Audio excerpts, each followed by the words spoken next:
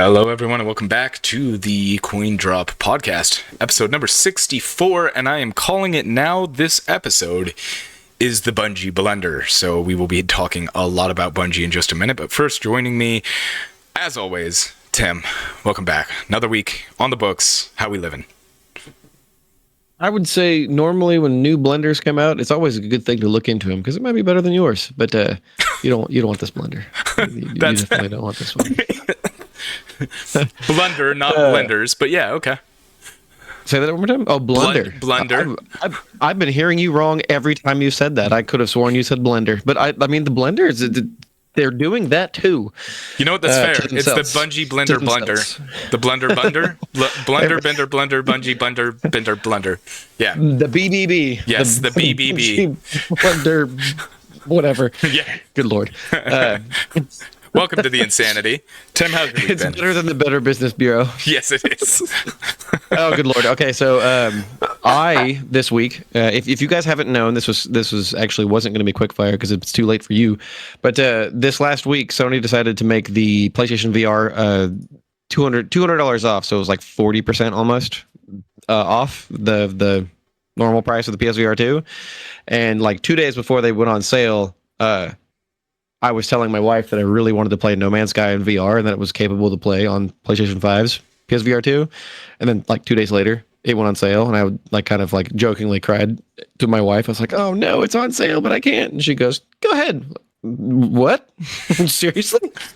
So I bought that this week on Tuesday. Nice. It's still in my closet. I haven't touched it yet. Not so nice. That's No. disappointing. No. Disappointing. Yes. My time has been so limited. Yeah. I have still been fighting the gluten poisoning my wife accidentally gave me 2 weeks ago, so I still have kind of a cough. The wife is doing better.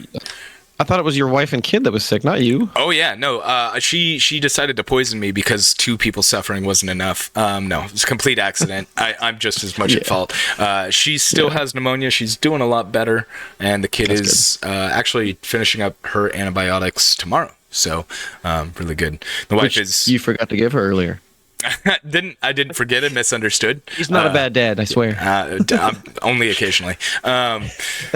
So no, yeah. The wife is going on a yoga retreat tomorrow until Wednesday, so it's going to be daddy-daughter time for a while, which will be fun. I'm looking forward to it. We'll have a couple of good days. But went and saw Deadpool and Wolverine today. The wife took me out. We went and had lunch and saw Deadpool and Wolverine. Let me tell you, dude, fucking the best. Just the best. The opening credits all the way through the end are just nonstop laughing fucking greatness. I heard it was a great movie, but the storyline was it lacked substance. I was just completely disagree. Jokes. I heard it was just jokes pretty much the whole time. Well, that's what Deadpool is, but this is actually the first Deadpool movie that I'm a huge Deadpool fan. Obviously, wearing the shirt.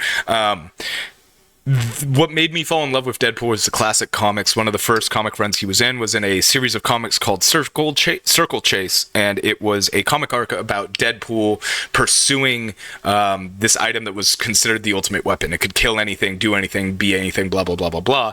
And it was the ultimate weapon because it was designed to destroy other weapons. Turns out it's this living, sentient android robot thing, right? And it basically just nullifies all other weapons. And so he's hired to go find it and all this and that by parts unknown.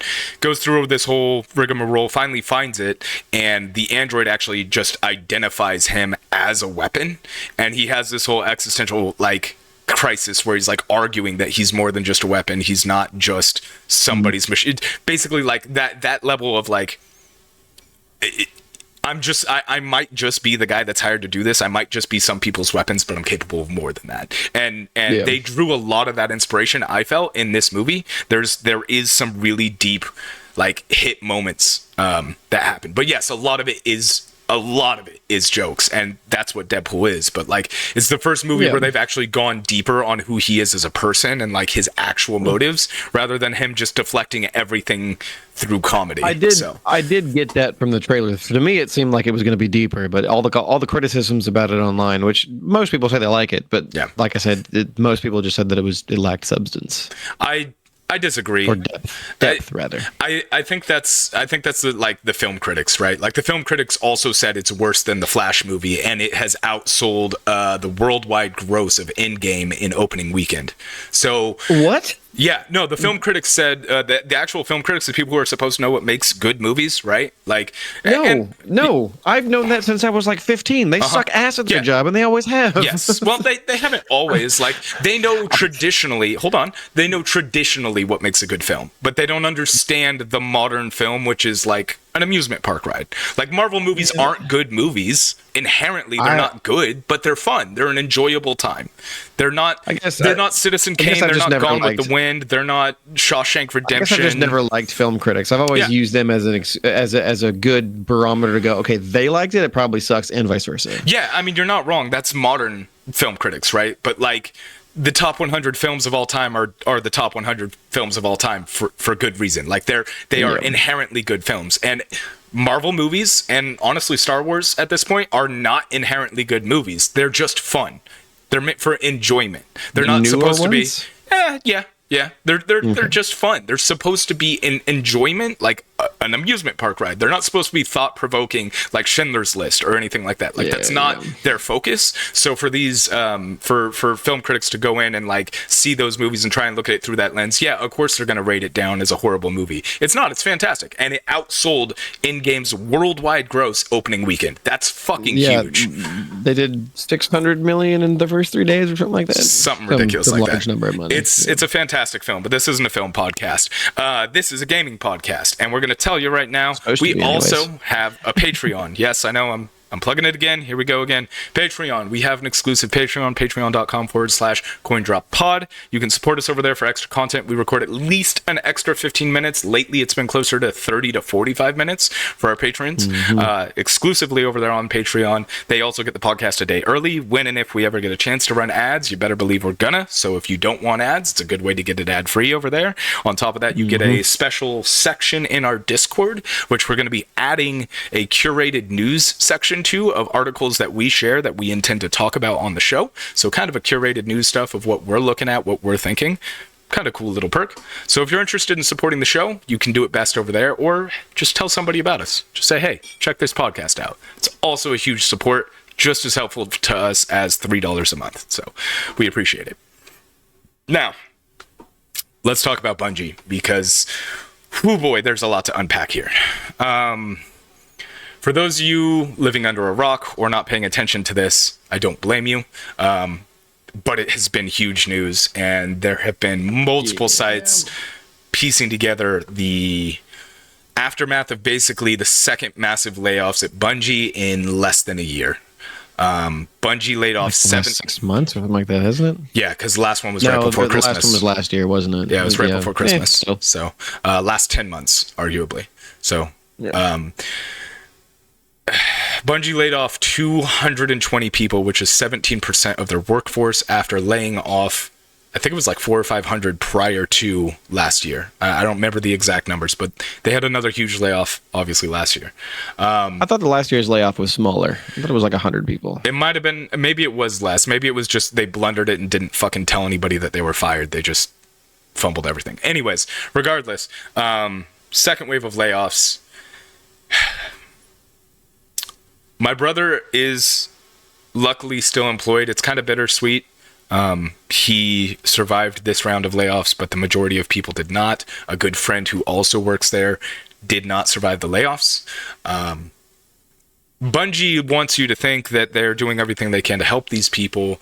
They give them 3 months severance pay, which sounds okay, but a lot of the people that are still in contact with each other, I guess, so to speak, from the last groups of layoffs, still haven't found jobs from the last group of layoffs. And the other ones who have found jobs pretty much left the game development market to get a job. 3 months severance sounds good on paper. The reality is it is not enough to help sustain these people. And I suppose arguably it's better than nothing, but we're going to get into some stuff about Pete Parsons today that it's okay to be mad at this man. And I'm trying to like encapsulate this. So we don't have the voice that, you know, other podcasts do or other websites do, but like, I don't want people to hear this and 5 years and go after this guy or whatever. He's an asshole. Let's be clear. Pete Parsons needs to fucking retire as CEO of Bungie.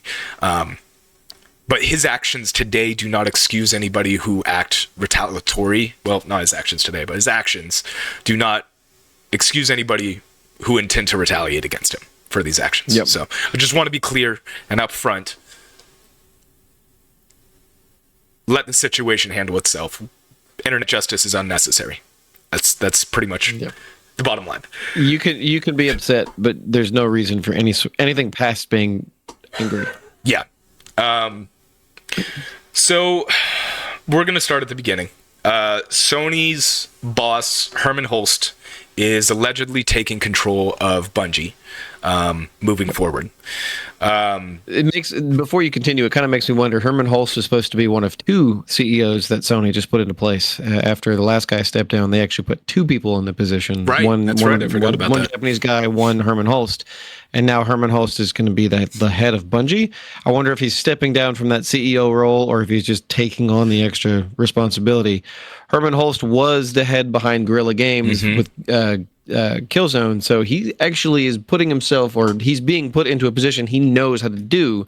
So this could be good for Bungie. But anyways, continue. Yes, it could be good for Bungie. Ultimately, the sentiment from the employees at Bungie is this is good for Bungie. From what I can gather from interviews with ex-devs and current devs still, the dev community at Bungie wants this to happen because Pete Parsons has done a lot of bad.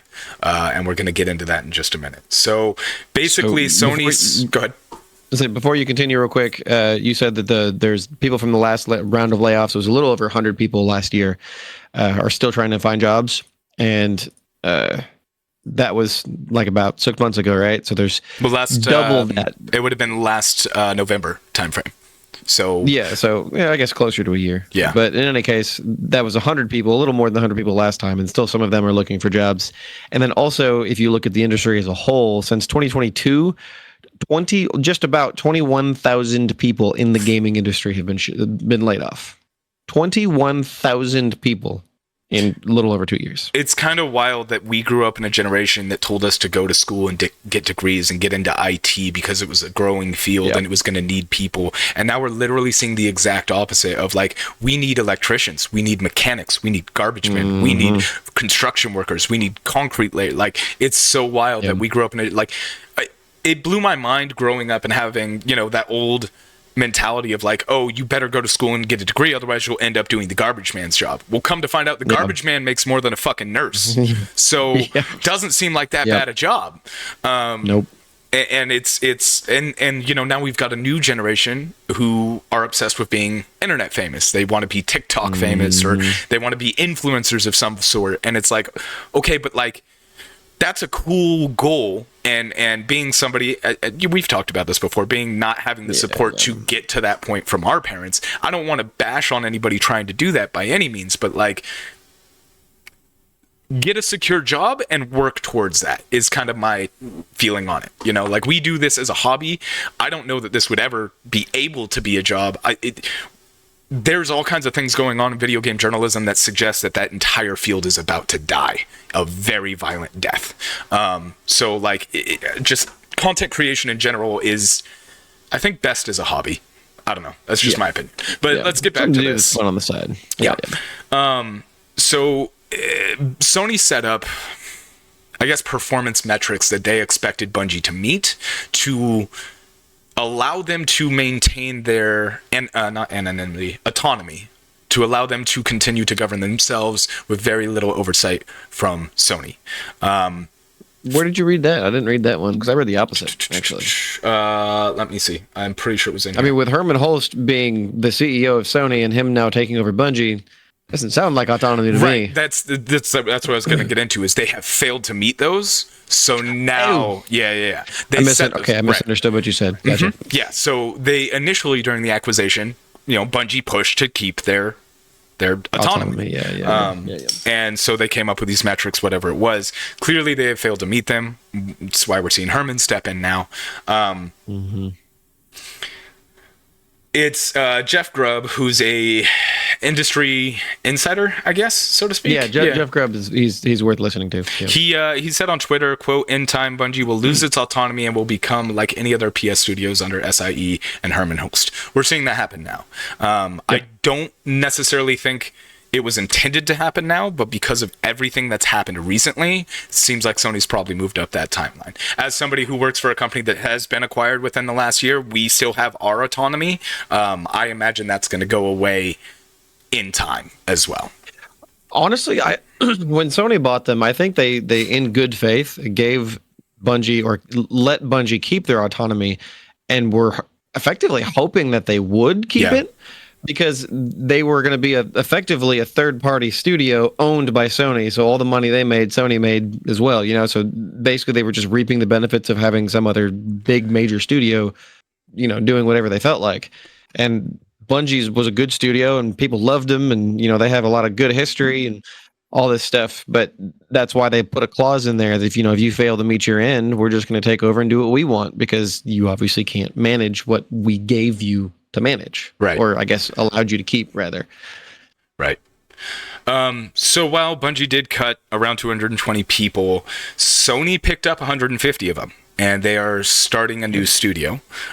We don't 70%. Yeah, roughly just over 70% of them, which is a sizable number, all things considered. That takes it down to 30% of those people are actually out of a job, and 150 of them are moving to something else. Now, is it going to be equal pay? Is it going to be the same vibe? There's a lot up in the air, right? Like, it's not necessarily a good thing. It's not necessarily a bad thing.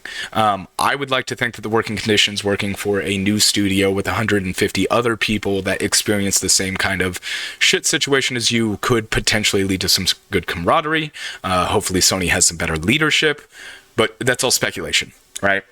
We have no idea of the makeup of this. Sony, it's a new studio owned by Sony, made from ex-Bungie developers. We don't know who's leading it. We don't know the money that they have. We don't know if they're going to be, are they going to give them a new building to work on?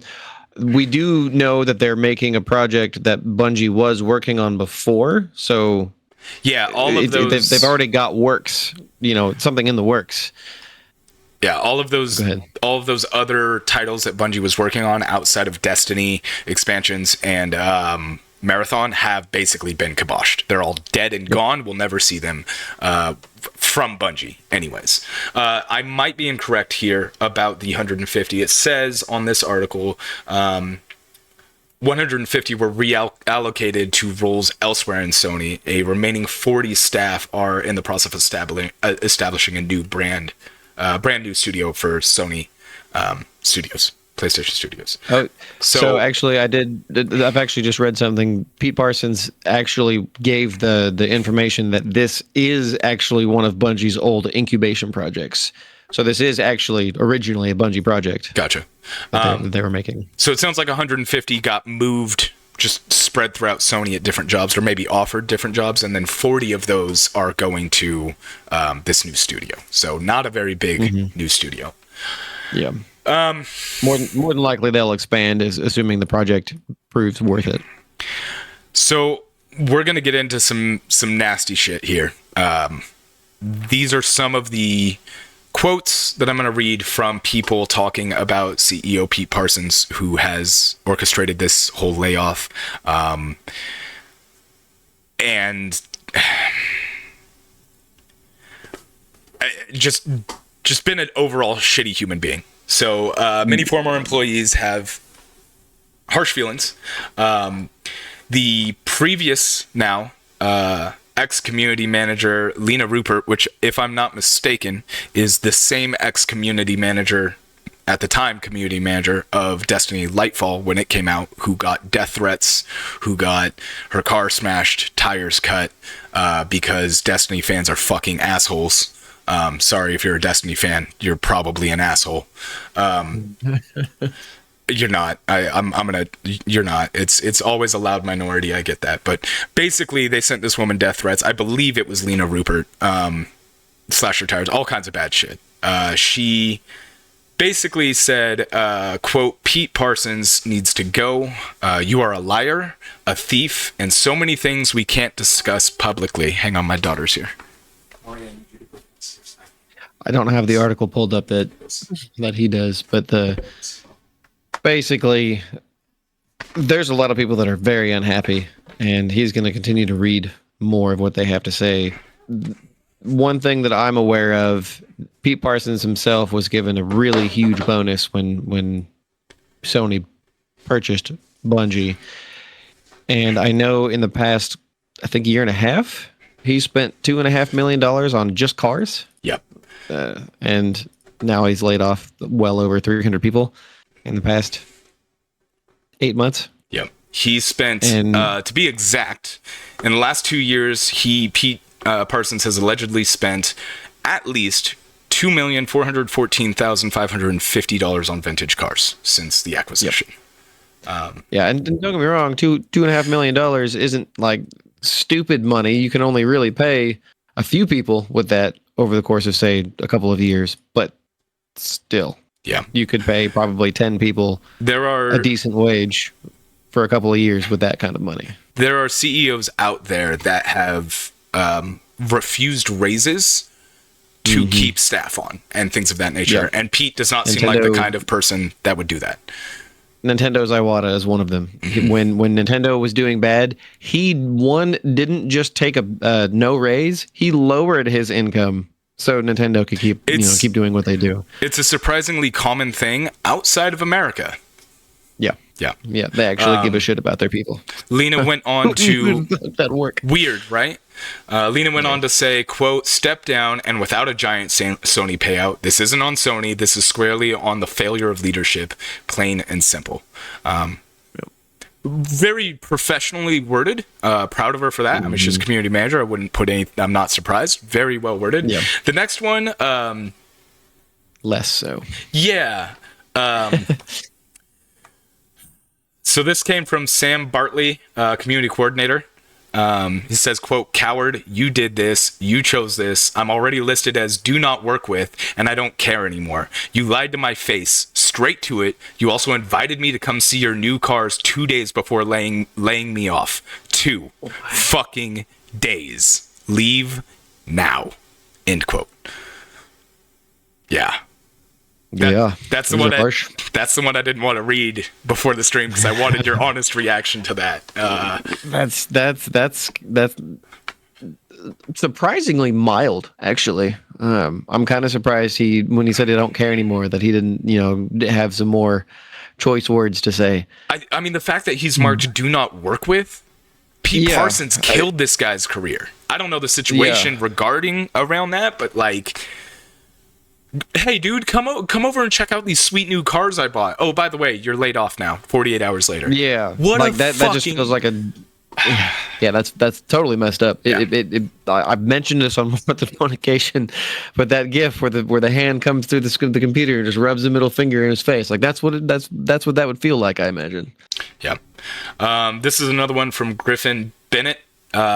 C-suite is, in brackets, quote, is C-suite taking accountability for any of this or still just withholding bonuses, in quotes, and it'll be settled, air quotes, in-house. Poor leadership has crushed one of the greatest developers of all time. Retire, Pete.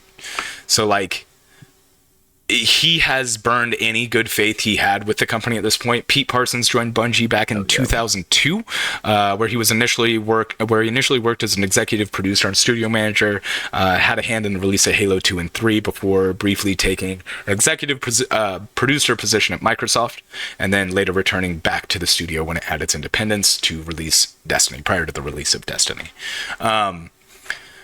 Destiny 2, right? No, the first Destiny. He's been here since Destiny released. So he went to Microsoft. You said when they had their independence. They didn't release the first one with their independence. It was I think this might be went independent from Microsoft is my guess. Yeah. Gotcha. Because he moved to a position in Microsoft and then came back to Bungie once they quote unquote got their independence from Microsoft. They were no longer a first party at that point. It's a weird way to say it. It's gotta be from Microsoft, because they also gained their independence from Activision. But Bungie always, Destiny, the first one released under Activision because they made the deal before the game ever came out. But you're right. Strange wording is all it is. Poor wording. But it gets worse, man. Let's see, where is that? So this is one. Here we go. Trying to find this other quote that I had. Okay, here we go.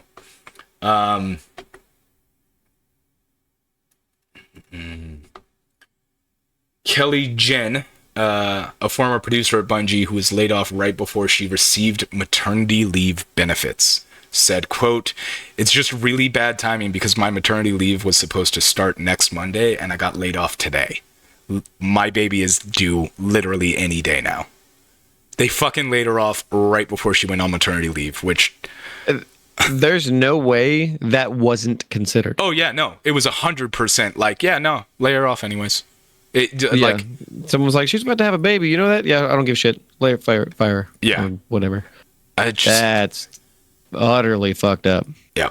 It's the first time she's ever been laid off, and it's, she obviously just been in tears about it, understandably, partly because, pregnancy hormones, but she'd been laid off for the first time, and there was literally nothing she did wrong.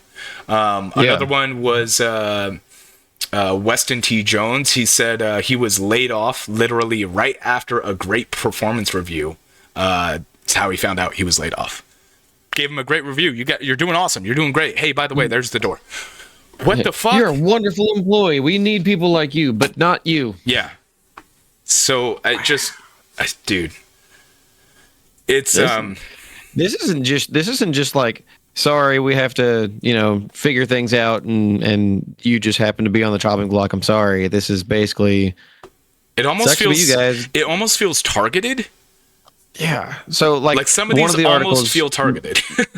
One of these articles, Pete Parsons detailed the reasons behind the elimination of the roles, and he says it's a myriad of reasons, including integrating a portion of its workforce into Sony's interactive entertainment, but the common factor is money. Yeah. Yep. If it's money, like these positions don't sound like they're, not important. And these people specifically, like you said, targeted. Like it feels like it's like almost at least the maternity leave one. Yeah. That almost sounds like someone's about to hit tenure, and they're like, you know what? We don't want to give that guy tenure. Let's go ahead and lay him off. It's the cop about to retire, and it's his last day in the office, and he gets sent on a murder case, right? Yeah. Or on a high-speed chase, right? Like it's very reminiscent of that trope, I guess, and it's fucked up to see it happen in reality. It's really fucked up to see it happen in reality. And I don't know how many of these people, my brother knew or my friend knew. I don't know how many of these people are hopefully going to land on their feet. But 3 months severance is not enough this day and age. In the video game industry, you are lucky to find another job at all. 22,000, you said? 22,000 laid off? You're competing with a pool of 22,000 people for another gaming job. No, it's closer to 30,000. 30,000. Jesus Christ. And you know what makes things even worse? I was looking into it after because I was curious. In 2024 alone, 42,000 tech employees, just in the tech industry, have been laid off. 42,000 in the tech industry. But since 2022, 262,000 have been laid off. God. And that's just the tech industry. These people can't just take their knowledge and go into the tech industry, let alone just video games. That's a lot of freaking people. It's really disheartening, and it's it almost makes me wonder. So like COVID is kind of the reason why so many extra people were hired, which was stupid and short-sighted to begin with. But like I almost feel like more people have been laid off now than were ever hired. Yes, I completely agree with that statement. I think we have far surpassed the amount of people that were hired during COVID, because dude, games is... I saw an article the other day that basically said, why even make games anymore? And I didn't read it, but I kind of looked at it and stared at it for a second. I was like, fuck, dude. Yeah. you're not allowed to fail, right? The team that made Alone in the Dark, they quote unquote failed. They delivered what appeared to be a phenomenal game to me. I haven't gotten a chance to play it yet, and that's partly my fault, partly is what it is. But there's so many great games that just don't succeed the way the market expects them to, because the market is so skewed from COVID that everybody expects everything to sell millions. And I don't understand what these corporations are thinking, that's the norm. It's not. It's never been the norm. And so now when your game doesn't meet its mark, well, your studio's closed. It's not okay to fail anymore. we've been seeing this for a long time. Even I want to say it was the first of the newer Tomb Raider games. Mm-hmm. The game sold something like 10 million copies, and they're like, "Oh, it was a commercial flop." Like, no, what? Yeah. No, it wasn't. Yeah. There's no way. There's absolutely no way. That number guaranteed was more than the production costs. Guaranteed, including advertising and everything else. Yeah. But like you said, it's just not allowed to fail anymore. At this point, pretty much you have to be an indie developer. As a perfect example, I can't remember if it was last episode or the episode before that, where we talked about Hello Games and No Man's Sky. That was 2 episodes ago. Yeah. Yeah. So they're an indie developer, and they work with Sony on this one, but they've sold so many copies, and they're such a small team that they just love what they do, and they keep doing it, and we're practically begging to give them money. Yeah. And so, like, you pretty much have to be a smaller developer now to have any love of making games, which is the reason people make games in the first place. It was supposed to be. The industry. Yeah, that's what it's supposed to be, exactly. And now that's, like, not the case anymore. You have to make this super big, retardedly expansive game. Like, hell, you can even look at Red Dead Redemption 2. It was such a wonderful game. Everything about it was phenomenal. It sold like 75 million copies, and yet they canceled the multiplayer. Like, what? Yeah. It's the game industry is in a really weird place, and if somebody doesn't get their head out of their ass, the whole house of cards is going to come down.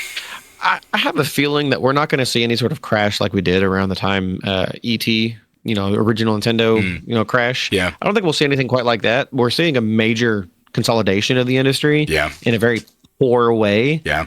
But I do expect probably in the next 10 years or so, we're going to start to see a resurgence of games again, because, we have noticed indie games and less realistic and less, expensive games are the best ones, basically in all ways. Just look at Helldivers.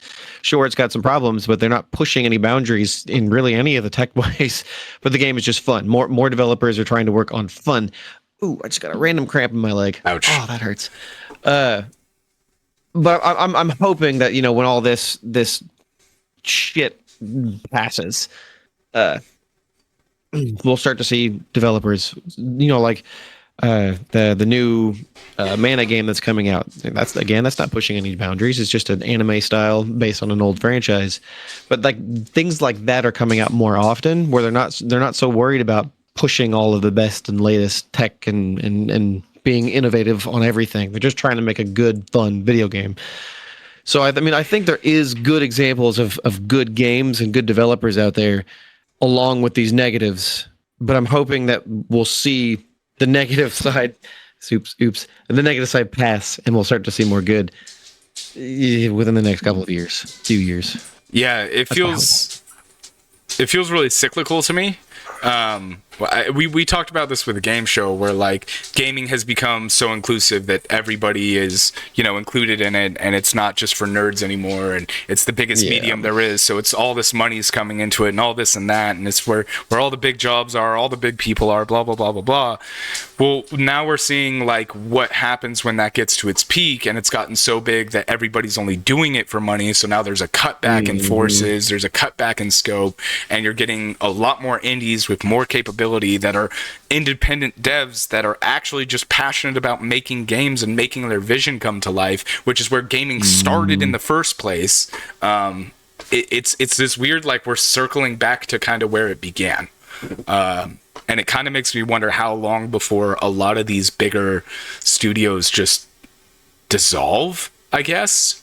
Because you got to think, like, we've already seen it with Assassin's Creed plagiarism. The quality of the game isn't there, and it's just not.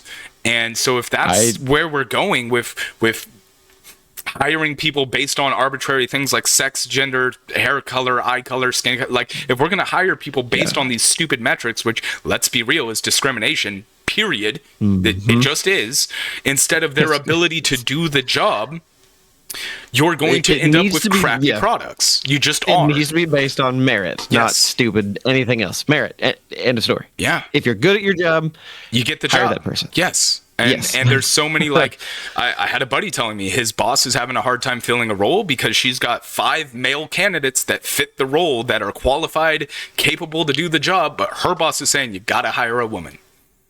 Well, no women are applying, and we need somebody to fill this slot. Doesn't matter. Got to hire a woman. Stupid. Yeah, it's ridiculous. And so it makes me wonder how much longer until these companies are running off of AI with underqualified people and pushing out crappy stuff, calling it AAA, trying to tell us to spend $70 when like AA indie companies are pushing out gold that you can see people poured their heart and soul into, that actually worked for it, that are selling them for like $40 at best. Yeah, they're selling them at less price points because they're making them for significantly less because they care about what they're doing and they don't have all this stupid overhead. Yeah, it's interesting to see where the industry is going. I definitely have a lot of hope for it. It's actually made me think about something you said. You know what you just said about the AI and not having good companies. I was having a conversation with someone earlier where there's not a lot of studios from when we were kids that are worth a fuck anymore. Like the vast majority of them just suck ass now. I mean, there's some good ones out there still, and I hate to say this, but it's pretty much Nintendo and Sony. What I mean is that the studios they own. Yeah. So like Santa Monica is still really good. Sucker Punch is still good. Most of Nintendo studios are still really good. Yeah, Naughty Dog. Yeah, I mean Capcom's probably the one like. Yeah. When's the last time Capcom released a broken game? Right? Like, it doesn't happen. Yeah, it doesn't have. No, exactly. But like. You can name Bethesda sucks ass, Activision sucks ass. Bethesda's great in like idea, but their scope always exceeds their capabilities. yeah, their execution. Like we said with Fallout London last week. Yeah, I have more faith in their modders because their modders fixed their games in the first place. So therefore, I guess they don't suck ass, but yeah, like you said, execution is just the problem. Yeah. But anyways, it's a lot of like really unfortunate. There's a lot of unfortunate things going on in the industry. There's some good stuff to look forward to, but I mean, I've been saying this for a couple of years now since the podcast started. Practically, Sony's almost seems to be taking a step back and releasing a lot more smaller games, at least this year, anyways. Yeah, and we don't really know shit of what's coming next year other than Wolverine. Yeah, like I think their biggest release this year so far was Final Fantasy VII Part 2. They did have some other pretty big games, Stellar Blade, and they had that exclusive Grand Blue Fantasy Relink, and they had some decent stuff at the beginning of the year. Hellblade, or not Hellblade, but Helldivers as well. Yeah, but those aren't like big scope games, right? Like their biggest scope game this year, I think, was Final Fantasy VII Part 2. Yes, which technically wasn't even them. Yeah, it was Square Enix that just had an exclusive deal. Yeah. So like we really don't know a whole lot of what Sony's working on. Obviously they've gone through restructuring with their CEOs and they decided they wanted to do lots of live service games and then decided they didn't want to do a lot of live service games. Yeah. Yeah. It's I don't know. We'll see where the industry goes, but it's feeling like it's cycling backwards at this point. And it's really weird. So I guess we'll see. Just give me PS2 era video games where they were just fun. Well, hey, speaking of PS2 era games, THQ Nordic just had a showcase, and they showed off some good stuff, according to Tim, because I didn't watch it. So, Tim, tell us about it. I think they had some good stuff. There was nothing that was like massive, other than. I guess I'll jump to the end here because it was a teaser and it really wasn't anything to go on. But they teased a new Darksiders, and Darksiders is one of my favorite franchises just because of the way it plays was just awesome. Yeah, the first one was very like Legend of Zelda, post-apocalyptic, great. Yeah, it was so good. Second one was good too. Awesome. I never got through the second one all the way, but the second one was really good. 3 I didn't play, and then they made Genesis, which was like an ARPG that I wanted to play, but I haven't played that one either. Solid game. Genesis was freaking fun. Totally different from the other ones as far as I guess, point of view. Yeah. But gameplay wise, it was still real similar. It was also a multiplayer game too, but Nice. awesome, totally worth playing. Yeah. Great Steam Deck game or handheld game. Good point. Good point. Switch or whatever. Yeah. Super great game for that. But they didn't show us anything. All they said that, be prepared to ride again. That's really about all it said. So you're going to be, I would presume, the fourth horseman. So it'll be interesting to see how that comes out. But they showed off Epic Mickey Rebrushed is what it's called, which is a remake. I think it's kind of in between a remake and a remaster because they're rebuilding it in Unreal Engine this time around rather than the one they used before. They're giving Mickey some additional abilities. He can sprint, he can ground pound, and a couple of other things. I actually have it pulled up. Where do I have it? Here it is. They're giving the ability to dash, to sprint, and to ground pound. And it's supposed to help with the game's pacing and whatnot, because I guess it was a little bit slow beforehand. And the new engine's obviously just going to add better graphics and things of that sort. So it's like, it's not a full remake, but it kind of is. It's a strange in between. And if you've never played the series or the games, I guess I can't say series because there's two of them. They're actually pretty good, and I think they're worth playing. It's a good platformer for sure. Gotcha. They showed off some new Gothic trailer, right?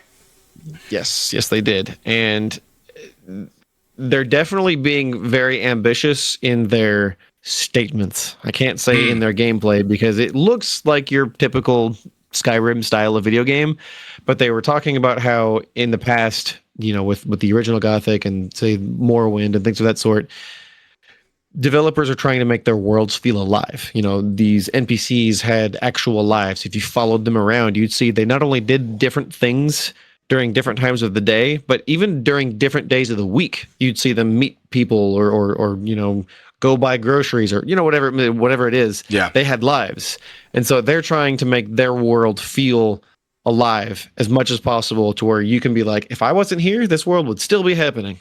Yeah, Warhorse recently made a statement about their upcoming Kingdom Come Deliverance 2 to the same regards, which I think we talked about on Patreon side a couple episodes ago.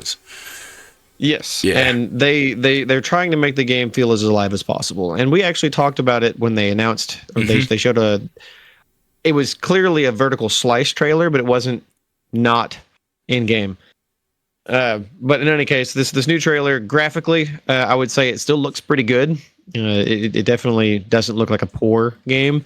I think animation quality isn't going to be very good. If you just look at it, you'll know exactly what I'm talking about. Sure. It feels like a late PS3, early PS4, where there's some stiffness to it. But they're giving you pretty much what you know and love about Gothic if you've ever played the games before, and if you like Elder Scrolls or those type of fantasy games, then it's something you should look into, I think. They showed off a new Wreckfest, which is a destruction derby type game. They didn't really show a whole lot of gameplay. Pretty much the entirety of the gameplay was in the cockpit, but looking at the driver. It was kind of a strange trailer, but I always like destruction derby games. It's fun driving into other cars with your car and just destroying it. Yeah. So I'm hoping they go for some super realism when it comes to the car's deformation when it comes to driving into stuff. That's about all I can say about that one. I think the one that stuck out to me the most, let me start over actually. They showed off Titan Quest 2, which looks like it's taking a shit ton of inspiration from Diablo 3 and 4. Oh, yeah? And it looks really freaking good. Nice. Like, it looks really, really good. I really like the first Titan Quest, but this one, it looks like a huge improvement over the first one. Nice. So if you like Diablo-style games, Titan Quest 2 is definitely something to look forward to. They showed off Away the Hunter, if you like hunting games. They showed off Space for Sale, which... it's got like the view of Pikmin, but I don't think it's anything like Pikmin. It looks like you're kind of creating areas on planets to sell. Like you're some sort of intergalactic realtor almost. It looks funky. But the one I was going to say earlier that stood out to me the most is called The Eternal Life of Goldman. And I think the reason why it looks interesting is because it's a side scroller that looks really fun. Everything is clearly hand drawn in a really interesting way, but you're an old dude with a cane. Nice. And you're like sliding down the sides of mountains and fighting big bosses and shit like that. And I'm like, wait, that's not a Awesome. main character. What? Yes, I love it. Just look at the trailer and you're like, this actually looks pretty cool. But he says the eternal life, so he's got to be immortal, I guess. Sure. They don't really tell you that in the trailer, but it looks like an interesting game. It looks like a really good hand-drawn side scroller that I'm definitely interested in. That was basically the show again, other than the new Darksiders. Yeah. And I think everything releases relatively soon. I know Epic Mickey has a release date. Actually, that's the only one I know of for sure that has a release date. Gotcha.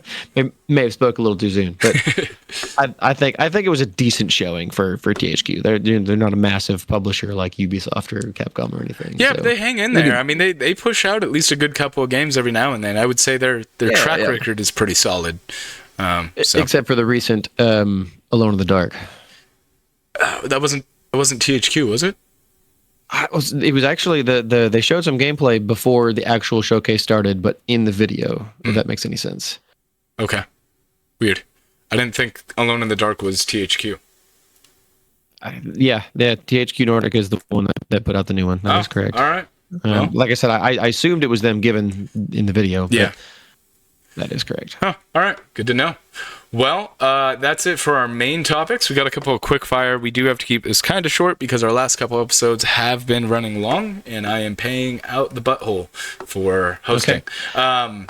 Quick fire. I'll go with these two real quick, and then Tim, you can take it away. Avowed has been delayed to 2025. Basically, February 18th to be exact. There you go. Basically, they just need more time for the game. Ultimately. Yeah. They said they wanted breathing room, but that's a lie. Yeah, I mean, you can read through that one easily. Yeah, it's a pretty general PRBS statement. Ashes of Creation, the MMO that will change all MMOs. It is the MMO Messiah. Alpha 2 is coming in October. So moving right along with development. That press release also included details about their Bard class. If you don't know about Ashes of Creation and you are a fan of MMOs, I swear to you, you will not regret looking into this game, other than that you will be waiting just as long as Tim and I have been, and chomping 2018 your fingers off, wanting your hands on the game. So Alpha 2 is coming soon, which Alpha 2 is the last stage of Alpha before we get a beta. Mm-hmm. So we could see a beta as early as 2025, which would be pretty wild. Let me just add, you've heard this on the show before. Russ did say he was going to buy me access. I never said that. Not once. Mike, find the tape. Find the tape. Okay. That was all you had. Yeah, that's it. Okay. So the next bit is, oddly enough, even though Xbox's sales of their hardware is down 40% year on year, even though it was down 40% year on year last year as well, they're increasing the price of the series in Japan for some reason. 12% for the Series X and 17% for the Series S. Okay, they're doing that. Game Informer, unfortunately, after being around for 33 years, is closing their doors. And that includes the website. The website's actually already shut down. Yeah, so, we actually talked about, briefly last episode on the Patreon side, we talked about another establishment in the video game journalism industry that's suffering and kind of the state of video game journalism and how it's not a business model anymore. So if you want to hear more about that, consider joining our Patreon. Yeah, which is the reason why we try to do this as a hobby, let alone not a business. Yep. Anyways, the next one, EA CEO decided to say the obvious, and the next Battlefield is, quote, one of the most ambitious projects in our history. Well, I love that generic ass statement. Everybody says it every time, and it just cracks me up. Yeah, well, we've said it on the show before recently. Well, no fucking shit. The next game should be the best game you've ever made. Anyways. Moving on, the PlayStation VR, supposedly, according to an article, that this guy has actually managed to play it already, but the PSVR 2 supposedly works just as well on the PC as it does on the PlayStation 5. The tracking and quality and everything else supposedly is just as good. I find that hard to believe because I don't think a lot of PC VR games have eye tracking built into it. Man, this guy has a video on it and shows it, so I was just very surprised to see it myself. I can't argue with facts. Yeah. So the second to last one is, if you've ever heard of or played Star Wars Galaxies, the original creator is making a spiritual successor, and he's calling it Stars Reach. It was announced. It's another MMO.